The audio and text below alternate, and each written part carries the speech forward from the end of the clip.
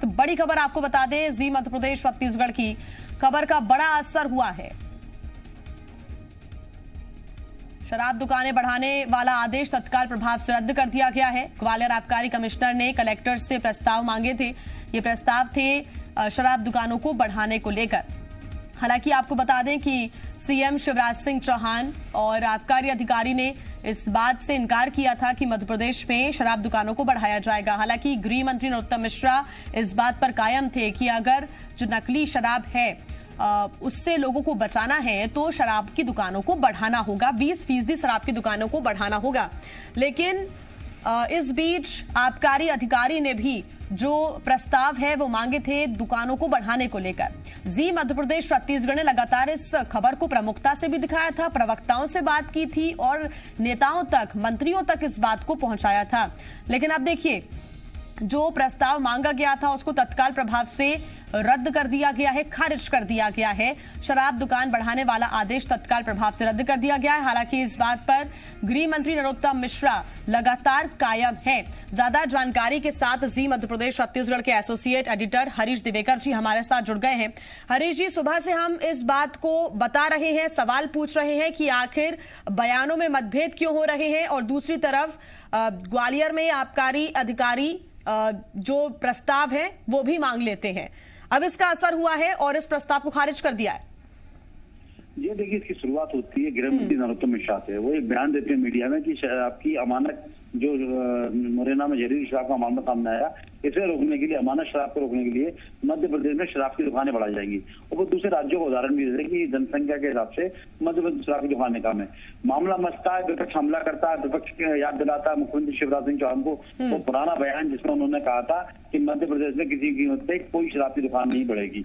जब ये मामला बढ़ता है तो विपक्ष का हमला बढ़ता है। इसके बाद मुख्यमंत्री शिवराज सिंह चौहान मीडिया के सामने आते हैं और वो बयान देते हैं कि मध्य प्रदेश में शराब की नई दुकान खोलने का कोई विचार नहीं है, अभी ना इस पर कोई चर्चा हुई है। ये इसके बाद वित्त जो वाणिज्य कर मंत्री है, वो भी आबकारी मंत्री, वो भी बयान देते हैं कि अभी इस पर कोई बात नहीं हुई है। मामला जैसे थमता, नरोत्तम मिश्रा फिर से बयान देते हैं कि मैं अपनी बयानों पर अडिग हूँ। इसी बीच जब बयानबाजी चल रही होती है और मुख्यमंत्री उमा भारती का देर शाम को ट्वीट आता है कि शराबबंदी की जाए और शराब की दुकान ना खोली जाए, शराबबंदी की। ये मामला घटनाक्रम चली रहा है। देर रात आबकारी आयुक्त राजीव चंद्र दुबे एक आदेश जारी करते हैं सभी कलेक्टरों से और कहते हैं कि अपने अपने जिलों में जनगणना 2011 के हिसाब, जनसंख्या के हिसाब से 5000 से अधिक आबादी पर आप शराब की दुकानें प्रस्ताव भेजिए, यानी 20% अधिक शराब की दुकानें खोलने का प्रस्ताव हर जिले से भेजा जाए, जिसमें गांव भी शामिल है, शहर भी शामिल है। ये प्रस्ताव आने के बाद ये सियासी बवाल मच जाता है कि जब मुख्यमंत्री खुद कह रहे हैं कि शराब की दुकान नहीं खोली जाएगी, फिर आबकारी कमिश्नर किस हैसियत से बिना किसकी जानकारी के कैसे आदेश जारी कर दिया। जी मैं एमपीसीजी की खबर दिखाए जाने के बाद मामला गरमाता है और मुख्यमंत्री की नाराज होते हैं। उसके बाद तत्काल प्रभाव से आदेश निरस्त किया था। और हरीश, इस बात पर ज्यादा डाउट होता है कि आबकारी कमिश्नर शायद बीच में पिस रहे हैं। कोई उन्हें कभी किसी तरह का निर्देश देता है, फिर शायद रद्द करने के निर्देश दिए जाते हैं, और ऐसा लगता है कि मंत्रियों के बीच में जो बयानों को लेकर मतभेद है उसका ही ये नतीजा है कि कभी आदेशों को प्रस्तावों को निकाल दिया जाता है, मांगे जाते हैं प्रस्ताव, और कभी रद्द कर दिए जाते हैं। जी हाँ, बिल्कुल आप जो संकेत दे रही हैं बिल्कुल ठीक है और सही सटीक जगह पर पहुंच रही हैं। कोई भी अधिकारी बिना प्रशासकीय अनुमोदन के, प्रशासकीय अनुमोदन का मतलब हो गया मंत्री का उसमें अनुमोदन होना, उसके बिना आदेश जारी नहीं कर सकता।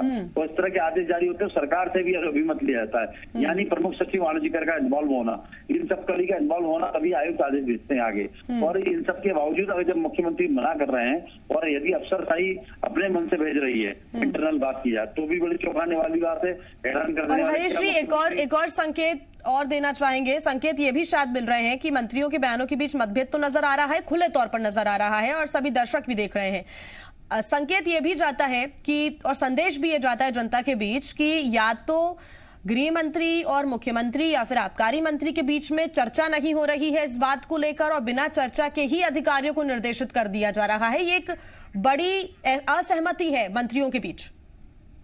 देखिए जी, अब देखा जाए तो गृह मंत्री का शराब की दुकानों से कोई लेना देना नहीं। गृह मंत्री का लॉ एंड ऑर्डर थे, क्योंकि मुरैना में जहरीली शराब का कांड होता है, लोग मरते हैं, एसपी को हटाया जाता है, पुलिस थाने को पूरा स्टाफ बदला जाता है, उसके नाते बयान दिया गया। ये आबकारी मंत्री, वाणिज्य कर मंत्री का विभाग है जो ये निर्णय लेंगे, या मुख्यमंत्री निर्णय लेंगे शराब की दुकान बढ़ाना है या न बढ़ाना। लेकिन गृह मंत्री के बयान के बाद से सियासी माहौल मचा हुआ है।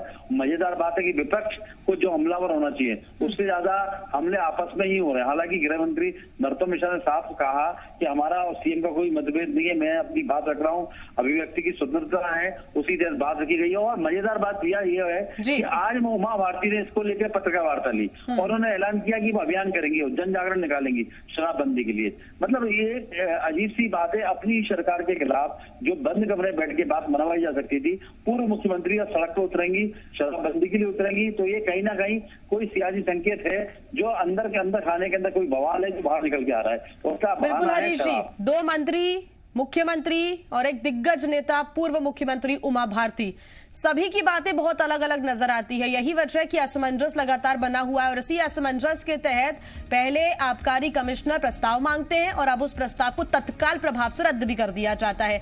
स्थितियां कुछ साफ होती हुई नजर भी आ रही है, दर्शक ये समझ भी रहे हैं। बहुत धन्यवाद आपका हरीश जी तमाम जानकारी के लिए।